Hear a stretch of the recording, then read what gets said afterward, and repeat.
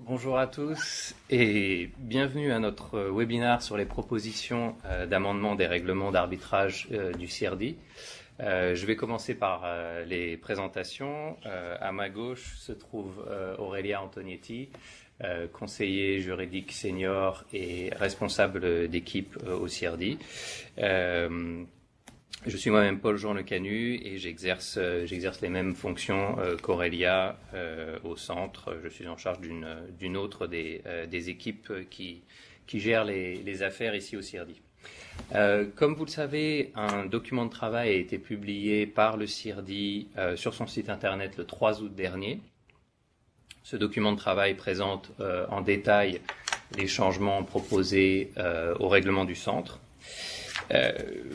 Pour ceux qui ont vu le document de travail, vous saurez que les propositions formulées par le CIRDI sont nombreuses et concernent l'ensemble des règles procédurales du centre. Ce webinaire a pour objet de présenter un aperçu des principales propositions de modification concernant le règlement d'arbitrage de la Convention CIRDI et le règlement d'arbitrage du mécanisme supplémentaire. Avant de rentrer dans le vif du sujet, je vais juste rappeler quelques consignes pour que ce webinaire puisse se dérouler du mieux possible. Vous aurez vu que les micros des participants sont automatiquement éteints. S'il vous plaît, ne rallumez pas vos micros pendant la durée du webinaire. Si vous souhaitez poser des questions, vous pouvez envoyer vos questions par écrit à tout moment durant la présentation. Il vous suffit d'écrire votre question dans la rubrique chat qui se trouve à la droite de votre écran et de l'adresser à notre collègue Damon Viss-Dunbar qui est connecté aussi au webinaire. Enfin, dernière chose, les sigles et abréviations que nous utilisons dans cette présentation sont les sigles qui correspondent à la version anglaise et il s'agit principalement de AR pour Arbitration Rules, donc le règlement d'arbitrage, et AF pour Additional Facility qui correspond au mécanisme supplémentaire. Alors, je vais remettre la présentation. Que ça fonctionne.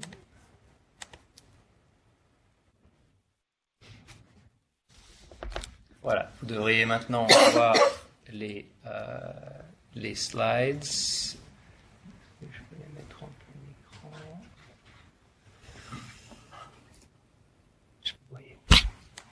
Voilà. Alors, nous allons d'abord examiner brièvement la portée des amendements envisagés. Alors, comme je le disais tout à l'heure, les amendements portent sur l'ensemble des règlements appliqués dans le cadre des instances régies par la Convention CIRDI et par le mécanisme supplémentaire. Alors, elles concernent, comme vous pouvez le voir à l'écran, le règlement administratif et financier, le règlement d'introduction des instances, qui ne concerne que les instances dans le cadre de la Convention, les règlements d'arbitrage, les règlements de conciliation et le règlement de constatation des faits du mécanisme supplémentaire. Il y a également un nouveau règlement, un règlement de médiation proposé lui aussi dans le cadre du mécanisme supplémentaire. Le but du centre dans cette démarche est de fournir aux parties un éventail encore plus large de modes de règlement des différends et ce nouveau règlement sur la médiation répond par ailleurs à une demande des utilisateurs. Les règlements modifiés applicables aux instances régies par la Convention devront être approuvés par 2/3 des États membres pour pouvoir être adoptés, soit 102 États sur 154. Les règlements du mécanisme supplémentaire, quant à eux, requièrent seulement un vote à la majorité. Alors, les propositions de modification des règlements ne concernent pas la Convention elle-même, s'il se manifestait un intérêt suffisant sur cette question, la modification de la Convention, cela pourrait faire l'objet d'un projet ultérieur, mais ceci, pour approbation, nécessiterait un vote à l'unanimité. Alors, parce que la Convention elle-même n'est pas modifiée, les amendements des règlements proposés ne peuvent évidemment aller à l'encontre des dispositions de la Convention. C'est un des facteurs avec lesquels nous avons dû composer lorsque nous avons préparé ces propositions d'amendements. Une telle contrainte, en revanche, ne s'est pas posée avec le règlement du mécanisme supplémentaire, puisque celui-ci est détaché de la Convention.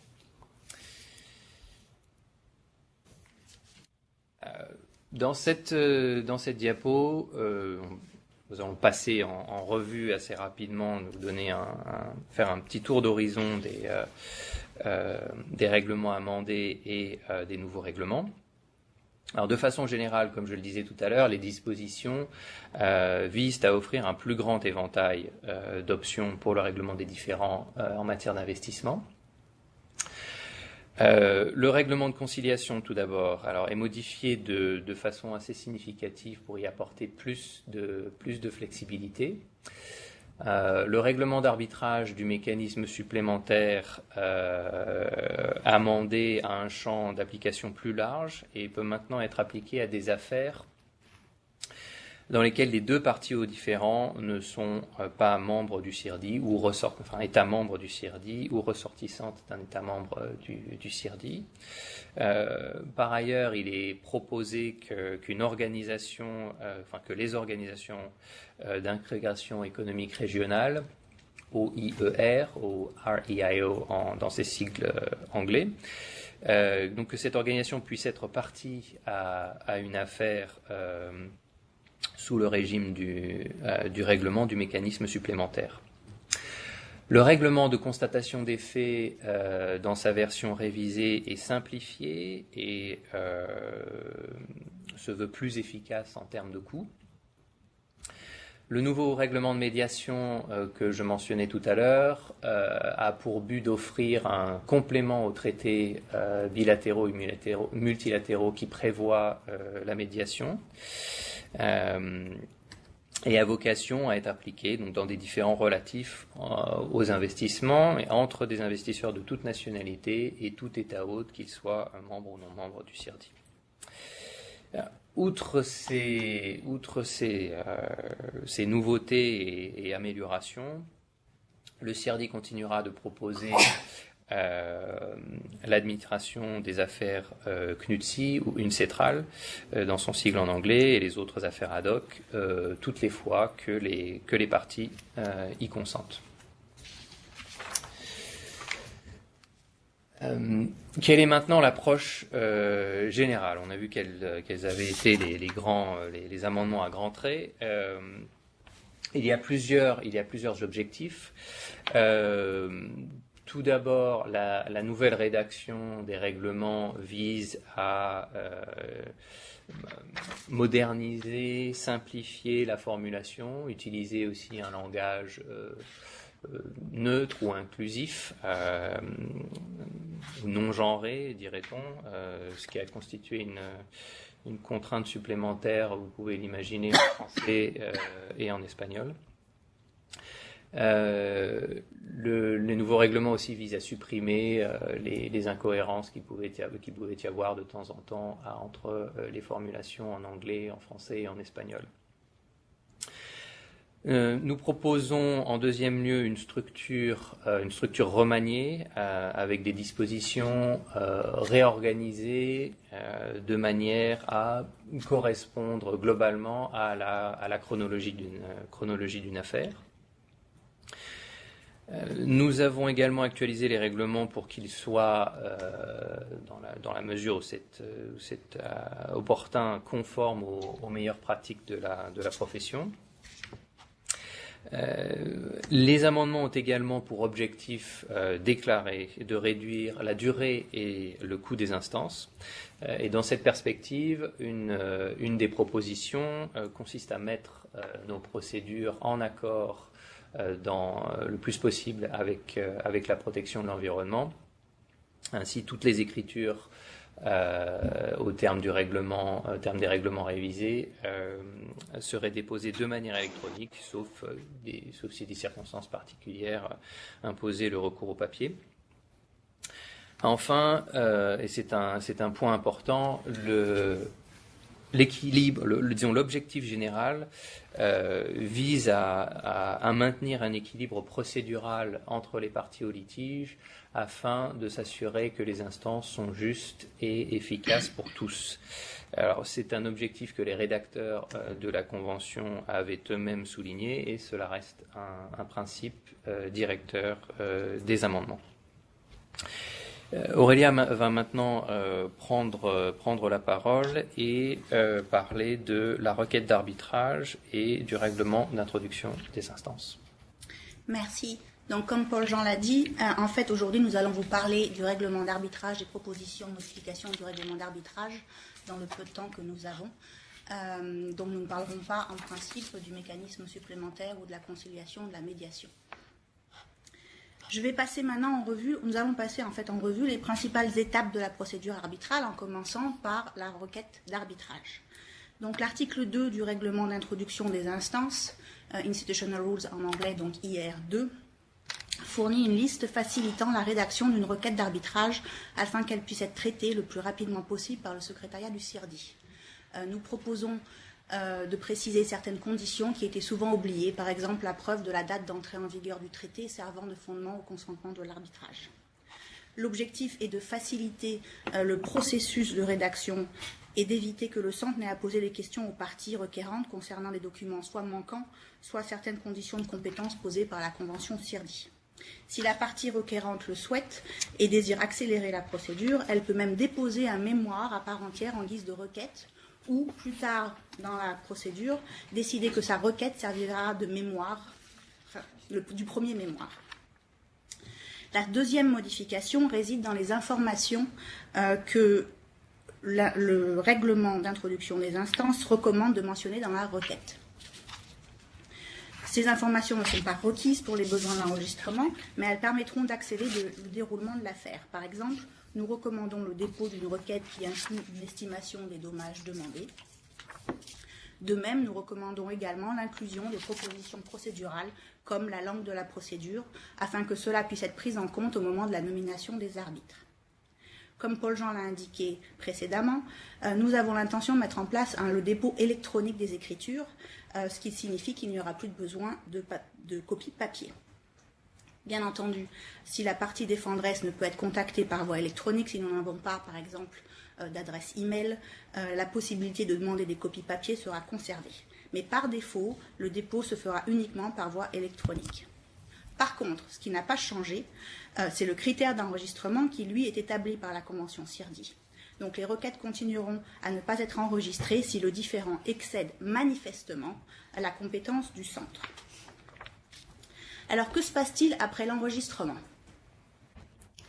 Il est proposé quelques nouvelles étapes dans le déroulement de l'instance. En premier lieu, il est prévu qu'une avance pour couvrir les frais de l'instance entre l'enregistrement jusqu'à la constitution du tribunal soit payée.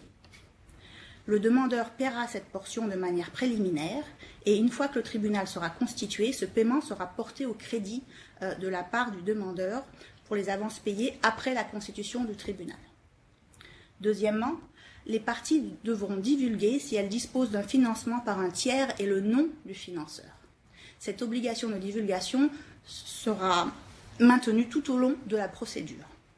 Troisièmement, les parties doivent procéder à la constitution du tribunal et la première étape de ce processus est le choix d'une méthode de constitution. La nouveauté ici est que si les parties ne se mettent pas d'accord sur une méthode, la méthode par défaut de l'article 37 de B de la Convention n'a pas besoin d'être invoquée par une partie pour s'appliquer, elle sera mise en œuvre automatiquement après 60 jours.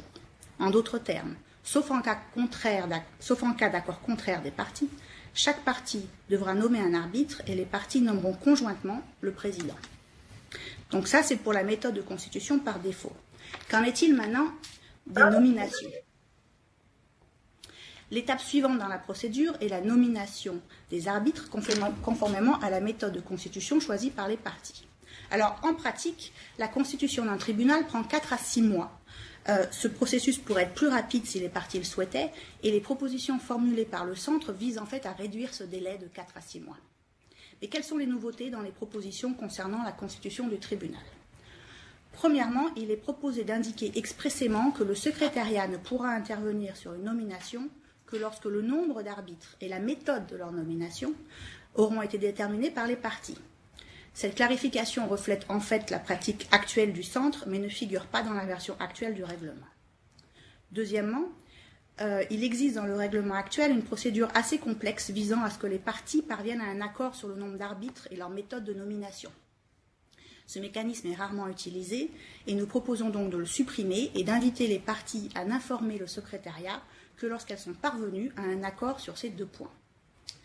Troisièmement, comme déjà indiqué, si les parties ne parviennent pas à se mettre d'accord sur le nombre d'arbitres et la méthode de constitution, dans un délai de 60 jours à compter de l'enregistrement, le tribunal sera composé de 3 arbitres nommés conformément à la procédure prévue par l'article 37.2b de la Convention.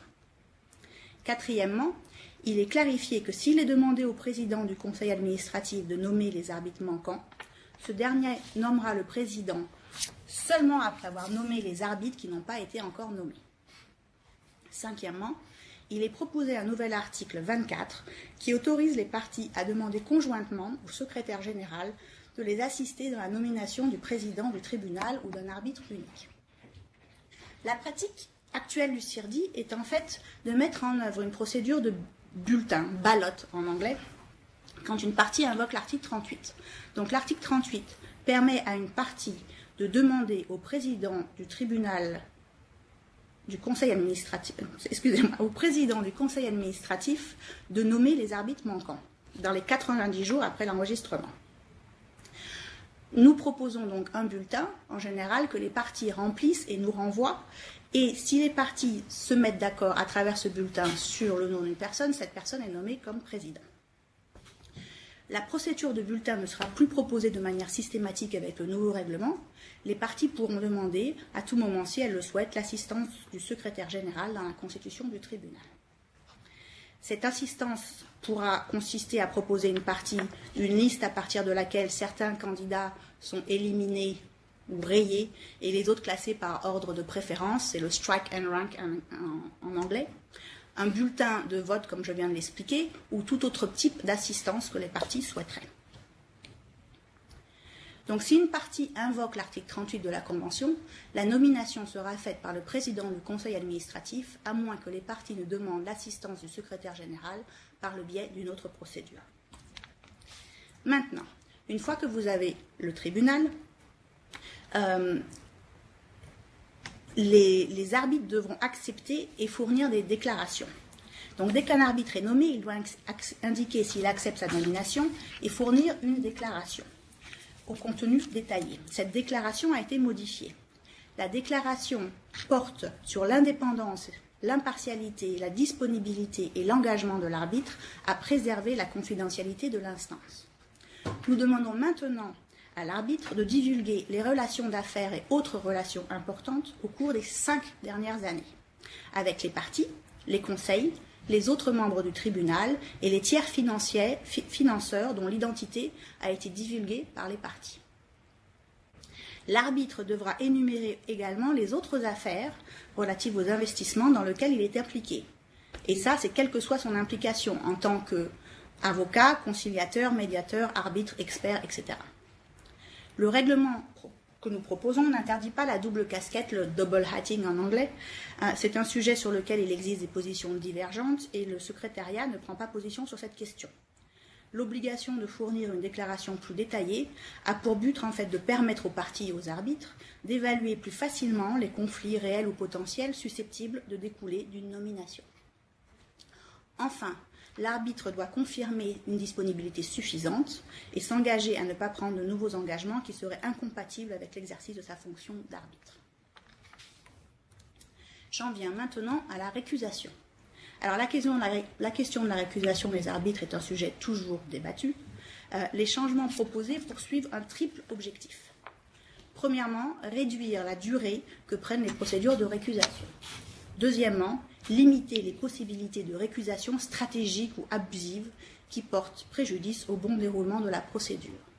Troisièmement, préserver cependant la possibilité des récusations, car cette procédure constitue un outil important pour la légitimité du système dans son entier.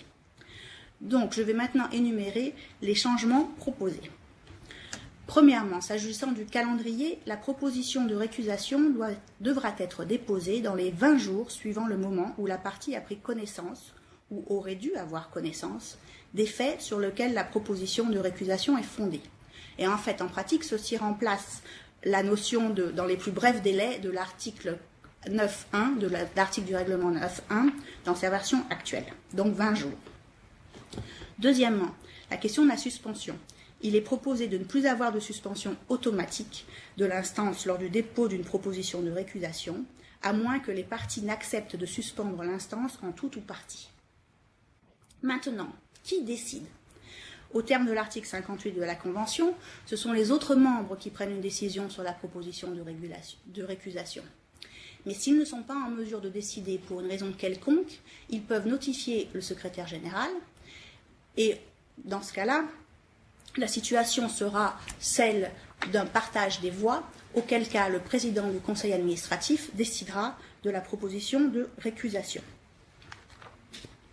Enfin, si un arbitre est récusé, l'une ou l'autre des parties peut demander que toute décision prise alors que la demande était pendante, puisqu'il n'y a pas de suspension, soit réexaminée par le tribunal reconstitué.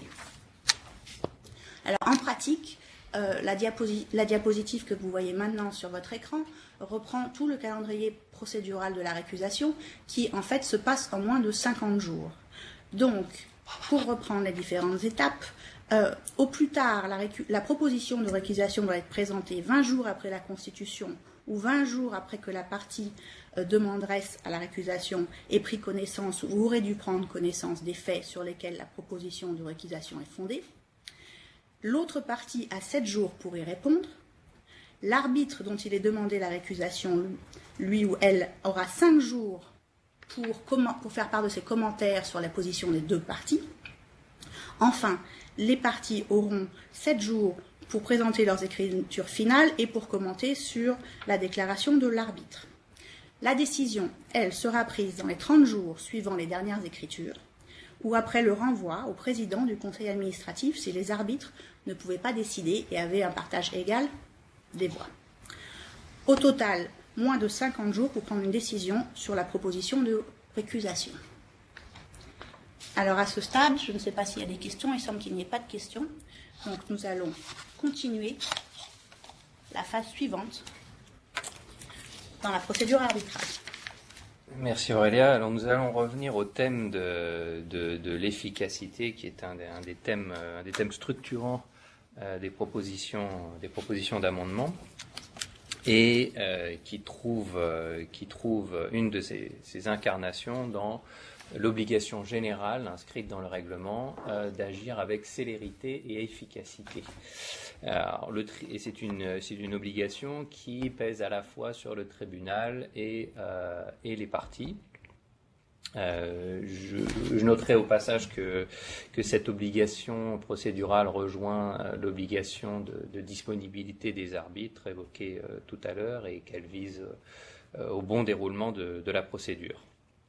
Alors si le tribunal ne peut respecter un des délais fixés dans la procédure, il doit en informer les parties avant l'expiration du délai et indiquer le moment où la décision ou la sentence du tribunal sera rendue.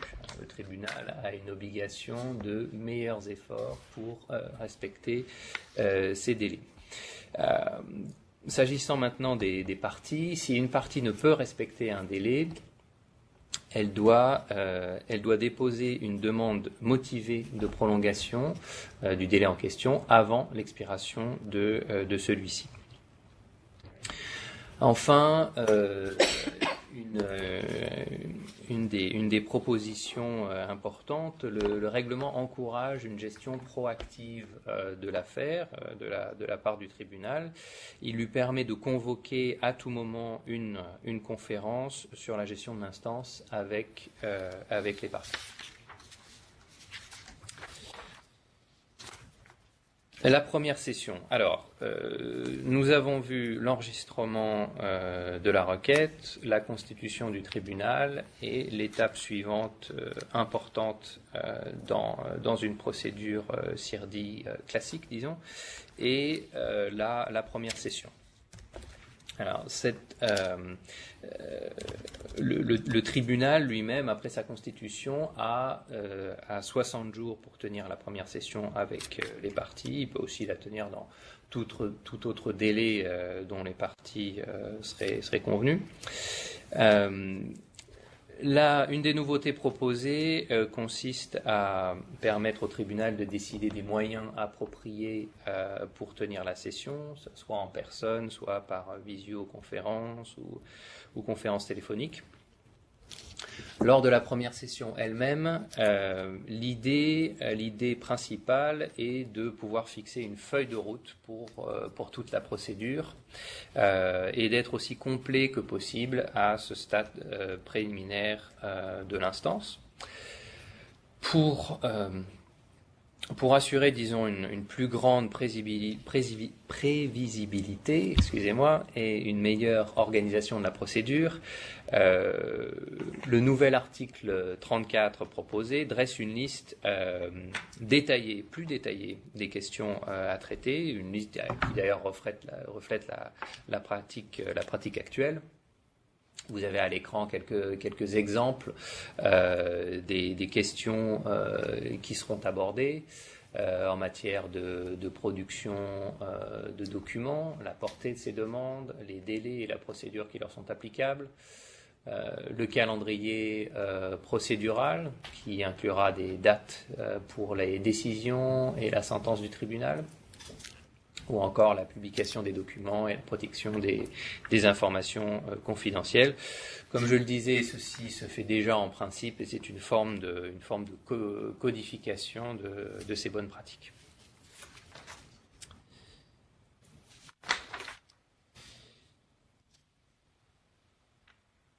Nous allons maintenant examiner une procédure qui est aujourd'hui connue comme celle de l'article 41.5, c'est-à-dire l'objection fondée sur un défaut manifeste de fondement juridique des demandes présentées au tribunal. L'article en question, donc l'article 41.5, devient un article à part entière et précise que l'objection peut porter à la fois sur le fond de la demande, sur la compétence du centre ou la compétence du tribunal. C'est une question qui avait été discutée dans quelques affaires et donc il nous a paru utile d'apporter cette clarification. L'article proposé établit la procédure à suivre pour traiter l'objection. Alors, cette objection doit être présentée dans un délai de 30 jours à compter de la Constitution. Le tribunal a quant à lui 60 jours à compter de la dernière écriture pour rendre sa décision. Et comme je le disais tout à l'heure, le tribunal doit fournir ses meilleurs efforts pour respecter ce délai. Ce qui, dans la pratique, devrait conduire à une décision ou une sentence dans un délai de 150 jours, qui correspond à une moyenne observée suivant la constitution du tribunal.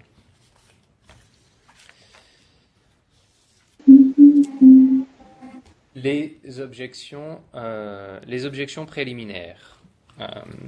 Les objections essentiellement à la compétence, celles-ci doivent être soulevées dès que possible et au plus tard à la date de dépôt du contre-mémoire. Alors en pratique, ça signifie qu'une partie doit soulever l'objection à la date à laquelle le contre-mémoire doit être déposé, conformément au calendrier qui aura été la plupart du temps établi lors de la première session. Certains des commentaires que nous avions reçus dans le cadre des consultations suggéraient que la date de dépôt des objections préliminaires soit avancée ou que le tribunal puisse fixer cette date séparément. Alors, la date de dépôt du contre-mémoire a toutefois été conservée, mais un délai plus court a été établi pour le dépôt d'une éventuelle demande de bifurcation, ce qu'on va voir à l'instant. Donc la bifurcation étant la disjonction entre plusieurs phases de la procédure, par exemple la compétence et le fond. Deuxième aspect important, il n'y a pas de suspension automatique de l'examen du fond de l'affaire. Le tribunal a la faculté de suspendre après avoir examiné la demande de bifurcation. Dans la pratique, la plupart des tribunaux suspendent la procédure au fond lorsqu'ils acceptent la demande de bifurcation, sauf circonstances exceptionnelles, comme par exemple un accord entre les parties pour poursuivre la procédure au fond en parallèle. Si en revanche la bifurcation n'a pas été accordée ou n'a pas été demandée dans le délai fixé, la partie qui a déposé l'objection préliminaire doit également déposer son contre-mémoire dans le délai fixé par le tribunal. Dans un scénario de bifurcation de l'objection, le tribunal devra statuer sur l'objection préliminaire dans un délai de 180 jours à compter des dernières écritures ou des plaidoiries relatives à l'objection. Et au risque de me répéter, il s'agit là d'une obligation de meilleurs efforts. Et si le tribunal ne peut respecter ce délai, il devra au préalable en aviser les parties et leur fournir une nouvelle date à laquelle cette décision, cette sentence sera rendue. La bifurcation maintenant. Alors, la disposition sur la bifurcation est nouvelle. Je rappelle que la bifurcation consiste à traiter une question dans une phase distincte et séparée de l'instance. Il peut s'agir d'une bifurcation sur la compétence, mais aussi sur la responsabilité ou sur les dommages. Au terme des dispositions proposées, toute demande de bifurcation sur la compétence doit être déposée dans les 30 jours suivant le dépôt du mémoire au fond, donc le dépôt du premier mémoire. Le tribunal, quant à lui, doit rendre sa décision sur la demande de bifurcation dans les 30 jours suivant la dernière écriture sur la demande de bifurcation. Pour trancher la question, le tribunal devra tenir compte de l'ensemble des circonstances pertinentes. Parmi ces circonstances, et c'est là le facteur le plus communément évoqué, le tribunal devra s'interroger sur le fait de savoir si la bifurcation réduirait de manière significative la durée et les coûts de l'instance. Alors il y a bien sûr d'autres facteurs comme le lien qui pourrait exister entre l'objection formulée et le fond de l'affaire, sont-ils intimement liés, ou encore si l'objection a le potentiel de mettre fin à l'instance dans son intégralité, mais ce facteur de la réduction de la durée et des coûts de l'instance, une fois encore souvent rappelé, a été intégré expressément dans la proposition d'amendement. Le règlement propose également des dispositions sur la consolidation ou la coordination volontaire d'affaires administrées par le CIRDI lorsque les parties consentent à consolider ou à assurer la coordination des deux arbitrages auxquels elles sont parties. Alors, les propositions effectuées dans le document de travail reflètent la pratique actuelle. Il y a une distinction entre la consolidation d'une part, puisque la consolidation est une consolidation complète. On aura un seul tribunal, une seule affaire, une seule sentence. Dans le cas de la coordination, il s'agit plutôt d'une coordination procédurale, c'est-à-dire d'un alignement entre les deux procédures, qui se traduira par exemple par le même calendrier procédural, par une audience commune, mais il y aura toujours deux tribunaux, deux affaires et deux sentences. Alors, ces deux tribunaux peuvent avoir la même composition, mais il y aura toujours deux tribunaux. J'ajouterai qu'au terme de cette nouvelle disposition, il n'y aurait pas d'implication du tribunal dans ce processus. La secrétaire générale mettrait en œuvre l'accord des parties si la consolidation ou la coordination favorise un règlement juste et efficace des demandes formulées dans l'arbitrage. Alors, vous verrez que le document de travail contient également une proposition de consolidation obligatoire sur laquelle vous êtes bien sûr invité à nous adresser vos commentaires par écrit. Je passerai maintenant au thème de la publication des documents et de l'ouverture des audiences au public. Alors, à titre préliminaire, il y a deux éléments à signaler. D'une part, les parties peuvent s'accorder et se mettre d'accord sur le niveau de transparence dans chaque affaire, et le bon moment pour le faire est la première session. Deuxièmement, les règles en matière de transparence peuvent être prescrites par le traité applicable ou bien dictées par la Convention de Maurice sur la transparence si celle-ci trouve à s'appliquer. Alors, s'il n'y a pas d'accord et en l'absence de dispositions spécifiques dans le traité applicable, les nouvelles règles proposées contiennent des dispositions qui régissent à la fois la publication des documents et l'ouverture des audiences au public, comme je le disais à l'instant.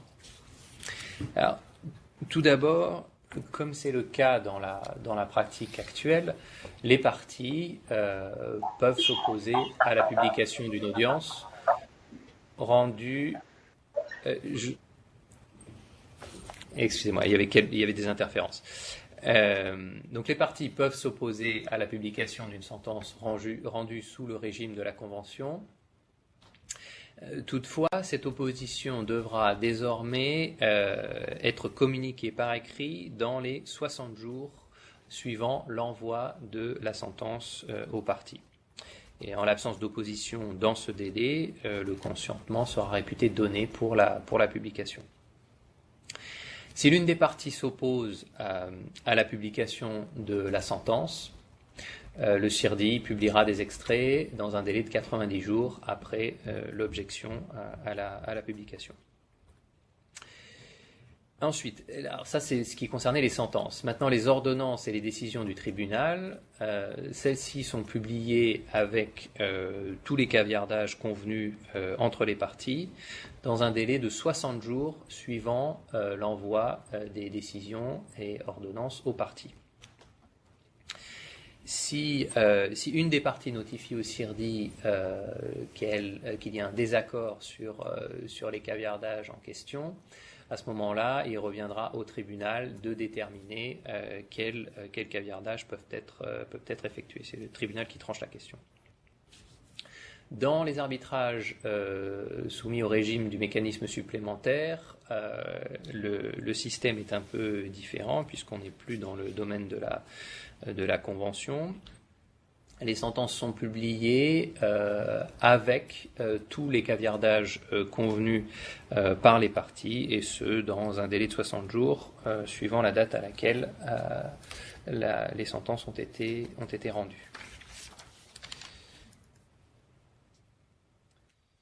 Qu'en est-il des documents des parties, de leur mémoire, leurs observations et autres documents? Chaque partie peut demander au CIRDI de publier ces documents, mais elle doit laisser à l'autre partie la possibilité de proposer des caviardages. Et à ce moment-là, le CIRDI publiera les documents en question avec les caviardages convenus. Les audiences sont quant à elles publiques, à moins que l'une des parties ne s'y oppose. Des procédures, comme c'est le cas aujourd'hui, lorsque les audiences sont publiques, des procédures seront mises en place pour protéger les informations confidentielles. Et enfin, là c'est une nouveauté, les enregistrements et les transcriptions des audiences seront également publiés, à moins qu'une partie ne s'y oppose. Je vais maintenant laisser la parole à Aurélia qui va, toujours sur ce thème de la transparence, aborder la question des écritures des parties non contestantes. Avant de commencer la question des écritures des parties non contestantes, il m'est rappelé que vous pouvez poser des questions par écrit online et nous y répondrons quand nous le pouvons ou quand nous faisons une pause. Et puis également à la fin, vous pouvez poser toutes les questions générales que vous souhaitez. Donc, dans le thème de la transparence, les écritures des parties non contestantes, donc ce sont les parties qui ne sont pas parties ou différents, ce sont les amicus curiae.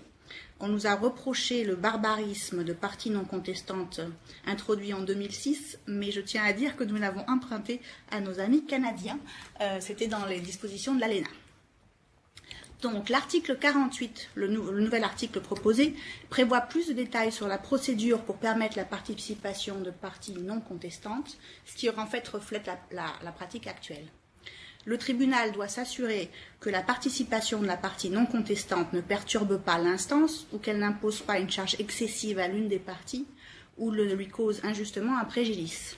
À cette fin, le tribunal peut imposer des conditions, notamment le format, la longueur, l'étendue des écritures, la date du dépôt et le versement ou le paiement de fonds par la partie non contestante pour couvrir l'augmentation des frais causés par l'écriture de la partie non contestante.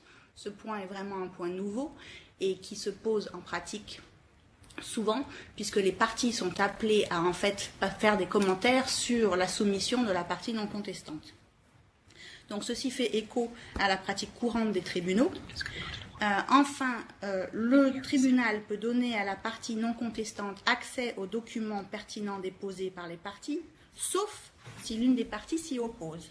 Il s'agit là de clarifier la règle actuelle que les tribunaux ont interprétée de façon différente. Donc, en fait, sauf opposition de l'une des parties, les parties non contestantes auront accès aux documents soumis par les parties dans la procédure. Documents pertinents, ça ne veut pas dire que les parties non contestantes auront accès à tout le dossier. Une disposition nouvelle, la participation d'une partie avec un P majuscule à un traité, partie également non contestante. Donc en fait, il s'agit là d'une partie qui a signé un traité qui n'est pas partie au différend. Donc bien évidemment, ce n'est applicable que dans les affaires fondées sur un traité d'investissement. Et cet article octroie à l'État, qui n'est pas partie au différend, le droit de présenter des écritures sur l'application ou l'interprétation du traité. Par contre, si cet État souhaite déposer les écritures sur des questions de droit ou de fait, il sera considéré comme un amicus curiae normal et donc devra se conformer aux conditions de l'article 48. Et il n'y aura pas en fait de droit automatique de l'État à un traité de participer dans la procédure. Cette participation automatique est limitée à des écritures sur l'application ou l'interprétation du traité. On en a fini maintenant avec le thème de la transparence et je passe aux procédures particulières. C'est le chapitre 8 du règlement proposé. Alors, les mesures conservatoires, pour commencer, elles peuvent être demandées à tout moment de la procédure, y compris avant même la constitution du tribunal. L'article 48 proposé est plus détaillé que l'article 39 actuel. Alors, premièrement, le grand changement est que l'article fournit une liste non exhaustive de possibles mesures conservatoires, similaire à l'article 26 du règlement CNUTSI, et en fait reprend ce que l'on peut trouver en jurisprudence, c'est-à-dire que un tribunal peut recommander des mesures destinées à empêcher un acte susceptible de causer un dommage réel et imminent à l'autre partie ou de porter préjudice au processus arbitral. De même, des mesures destinées à maintenir ou rétablir le statu quo en attendant que le différend soit tranché peuvent être recommandées, ainsi que des mesures destinées à préserver des moyens de preuve susceptibles d'être pertinents pour le règlement du différend. Le nouvel article précise également que les tribunaux doivent tenir compte de l'ensemble des circonstances pertinentes de l'affaire, et deux conditions sont désormais expressément incluses dans le texte. Les mesures conservatoires doivent être urgentes et nécessaires. Ceci codifie la pratique courante. Le tribunal devra décider dans les 30 jours suivant sa constitution ou après les dernières observations orales ou écrites du point de savoir s'il recommande ou pas des mesures conservatoires. Nous n'avons pas décidé d'introduire des dispositions sur les mesures conservatoires d'urgence, emergency arbitration, qui sont plutôt à la mode ces derniers temps, car nous estimons que ce type de procédure ne se prête pas nécessairement aux différends entre investisseurs et États. L'article suivant, l'article 51 du règlement d'arbitrage, prévoit la garantie du paiement des frais, et ça c'est une disposition nouvelle. C'est Security for Cost en anglais, et cet article reconnaît le pouvoir du tribunal d'ordonner la constitution d'une garantie pour le paiement des frais de la procédure. En général, cette garantie est demandée par l'État contre le demandeur. Le tribunal doit tenir compte de la capacité de la partie à se conformer à une décision la condamnant à payer les frais, ainsi que de toute autre circonstance pertinente. Donc la plupart des tribunaux qui ont traité de cette question jusqu'à présent ont décidé qu'une garantie pour le paiement des frais ne devait être accordée que dans des circonstances exceptionnelles. L'impécuniosité de la partie à l'encontre de laquelle la garantie est demandée à elle seule n'est pas suffisante pour ordonner la constitution d'une garantie. Les tribunaux regardent d'autres facteurs, comme par exemple si la partie à l'encontre de laquelle la garantie est demandée a des antécédents de non-respect de ses obligations. Par exemple, si en fait vous avez une demanderesse qui a fait plusieurs procédures et s'il se trouve que cette demanderesse n'a jamais n'a jamais respecté ses obligations pécuniaires au terme d'une sentence, cela pourra être pris en compte comme facteur dans la décision du tribunal d'ordonner une garantie pour paiement des frais. Alors le tribunal rend une ordonnance et non une recommandation. Et le non-respect de cette ordonnance peut aboutir à la fin de l'instance si la partie concernée ne se conforme pas à l'ordonnance. Et le tribunal peut, dans un premier temps, suspendre l'instance et puis, dans un deuxième temps, mettre fin à l'instance si la suspension est d'une durée supérieure à 90 jours. Nous allons maintenant passer à la question de la preuve. Merci Aurélia. Alors, s'agissant des dispositions sur la preuve, celles-ci ont été étoffées et mises à jour, là aussi pour refléter la pratique actuelle. Alors, en matière de demande de production de documents, dont tous les praticiens de l'arbitrage sont familiers, le tribunal devra tenir compte de toutes les circonstances pertinentes. Un certain nombre sont mentionnées dans la règle proposée. L'étendue et la ponctualité de la demande, à quel moment intervient-elle dans la procédure, la pertinence des documents et des preuves demandées, les délais de production et le fardeau que représente la dite production, et bien sûr toute autre objection qui pourrait être soulevée par l'autre partie. Les dispositions concernant les témoins et les experts ont également été actualisées. À titre d'exemple, ils doivent fournir des déclarations ou rapports écrits avant de pouvoir se présenter pour témoigner aux audiences, ce qui reflète la pratique actuelle. Enfin, une nouvelle disposition prévoit que le tribunal peut nommer un expert indépendant après avoir consulté les parties sur cette nomination et sur la nomination de l'expert. Alors, en pratique, il peut s'agir de plusieurs types d'experts, par exemple sur les dommages et intérêts, où des questions assez complexes peuvent se poser. On a vu aussi dans la période récente des experts chargés d'évaluer l'authenticité de documents litigieux.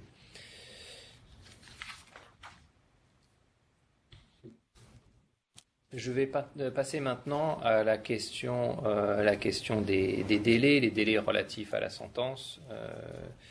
Et nous revenons une fois de plus au thème de l'efficacité, du bon déroulement de la procédure, cher au processus d'amendement.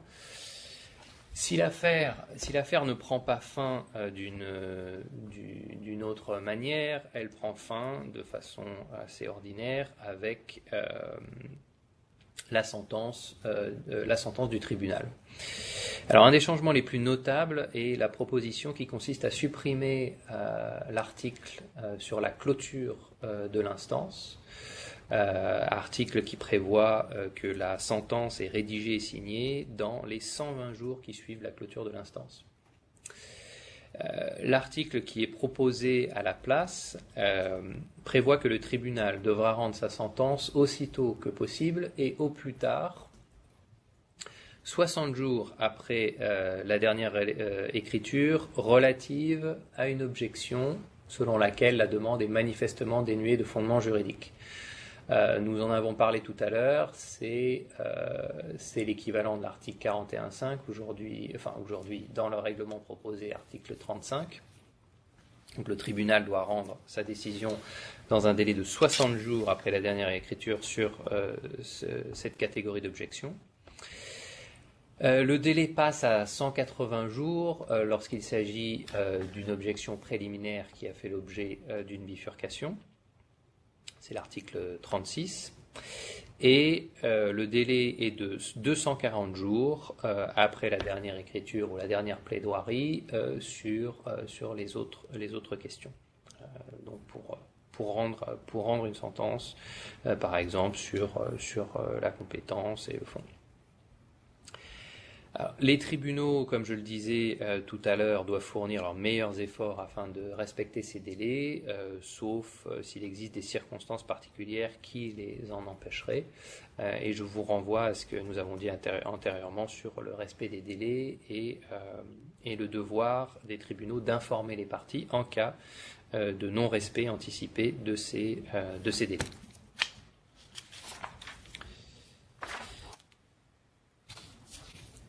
Qu'en est-il des frais de l'instance ?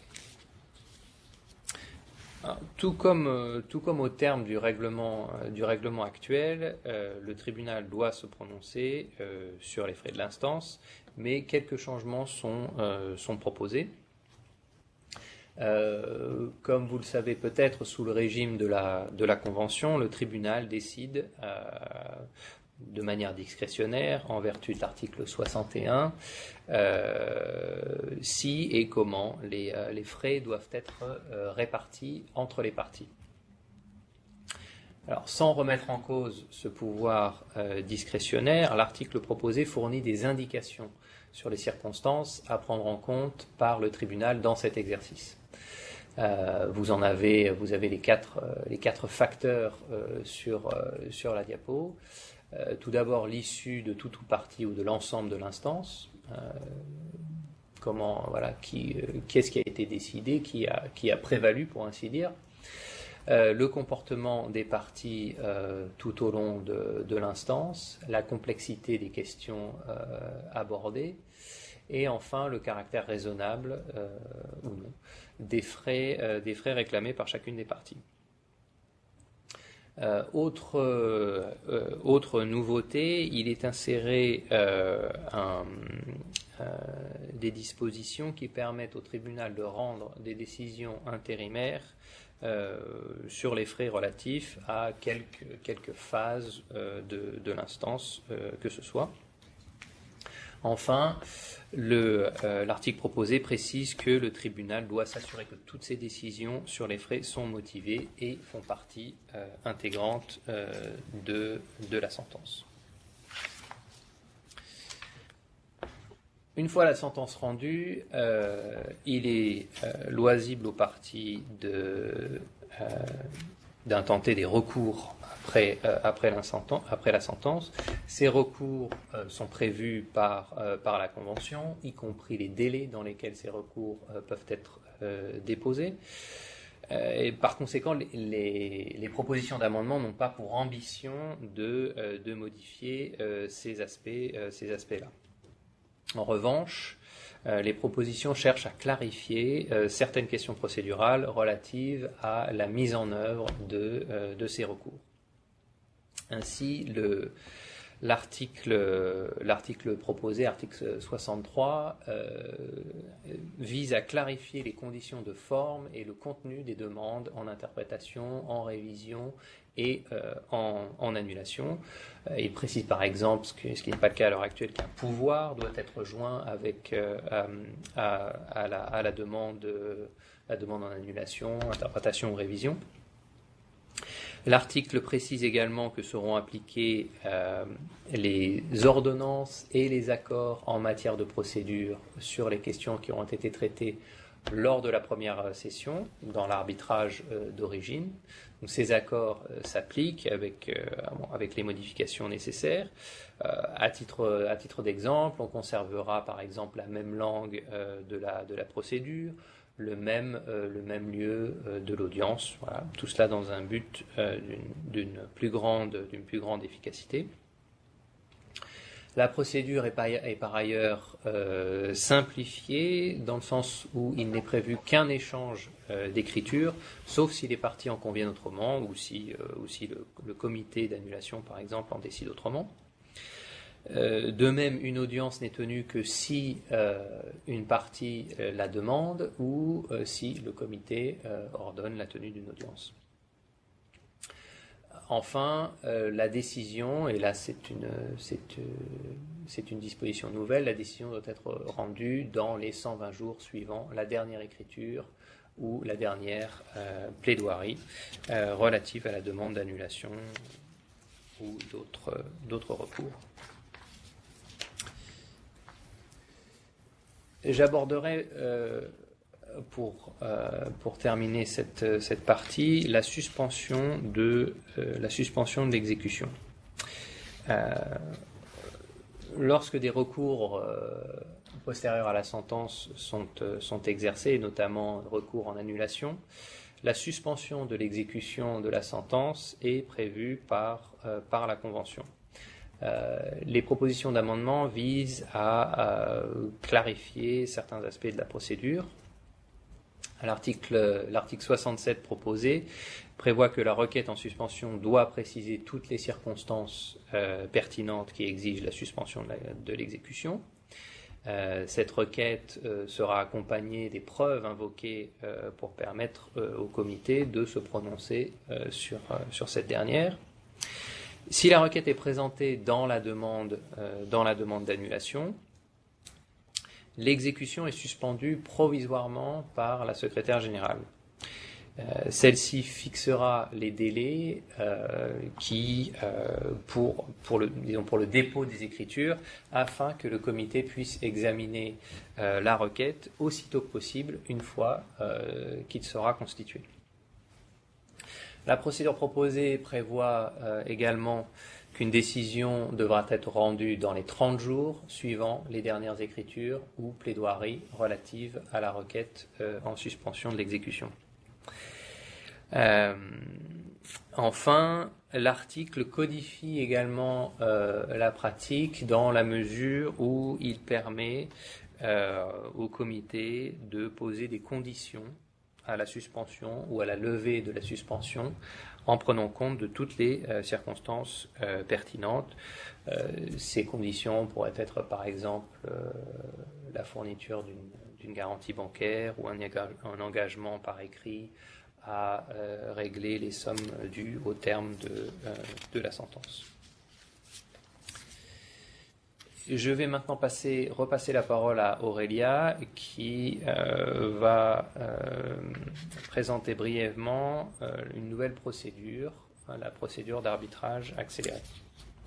Donc, à ce stade, nous avons fini la procédure selon le règlement d'arbitrage et ce que vous trouvez dans le règlement d'arbitrage actuel.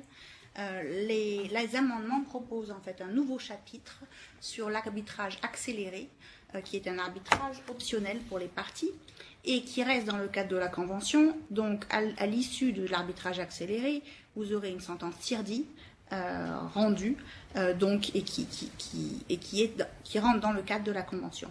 Le but est de raccourcir les phases susceptibles de causer le plus de retard, donc c'est la constitution du tribunal, les écritures et le temps pris pour rendre la sentence. La proposition aboutit à réduire de 2 ans les procédures et aboutit à une sentence rendue entre 470 jours et 530 jours, soit entre 15 et 17 mois. Donc les deux parties doivent opter pour l'arbitrage accéléré dans les 20 jours suivant l'enregistrement, donc c'est assez rapide. Et elles pourront choisir un arbitre unique ou un tribunal de 3 membres. L'arbitre unique sera nommé par accord des parties dans les 20 jours. Le tribunal de 3 membres sera nommé dans les 60 jours suivant l'enregistrement.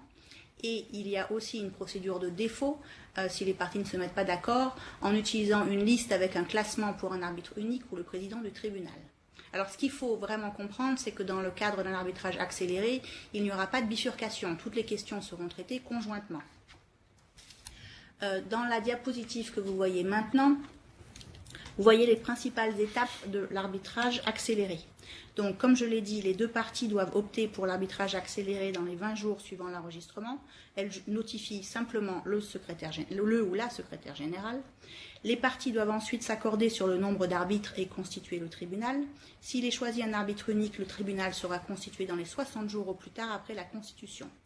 Une fois constitué, le tribunal tiendra sa première session dans les 30 jours et non pas 60 dans l'arbitrage normal, au plus tard après la constitution du tribunal. Et en principe, ce ne sera pas une première session en personne, mais par moyen électronique. Après, pour ce qui est des écritures, la phase des écritures devra finir dans les 200 jours après la première session, soit 6 mois après la première session. Il est prévu pour l'instant que le mémoire et les contre-mémoires seront présentés dans les 60 jours de chaque soumission et la réponse et la réplique dans les 40 jours. L'audience, enfin, interviendra 60 jours après la dernière écriture et l'ascendance sera rendue dans les 60 jours après l'audience. Donc tout ça va assez vite.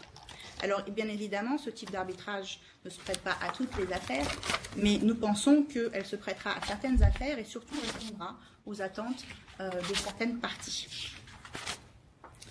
Alors, sur ce, je vous laisse encore la possibilité de poser vos questions par écrit et je vais, en attendant, vous expliquer quelles sont les prochaines étapes du processus d'amendement. Nous serions ravis de recevoir vos commentaires et vous avez jusqu'au 28 décembre 2018 pour nous faire parvenir par écrit vos commentaires. Ils seront publiés sur le site internet du CIRDI et le nom du commentateur apparaîtra.